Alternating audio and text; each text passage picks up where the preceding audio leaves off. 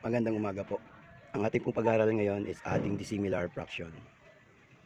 Okay, adding dissimilar fraction. So the fraction is dissimilar, hindi po sila magkaparehas. Example po.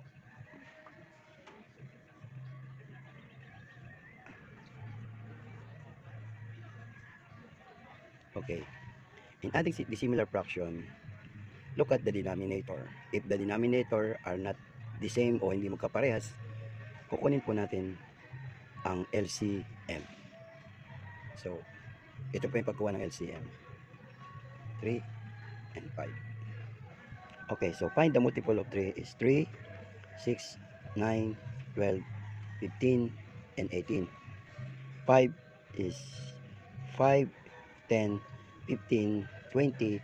So, meron na po siyang LCM or least common multiple. Yung po is 15. Okay, 15. First, ilalagay po natin is 15 dito sa baba. Magiging similar fraction po siya.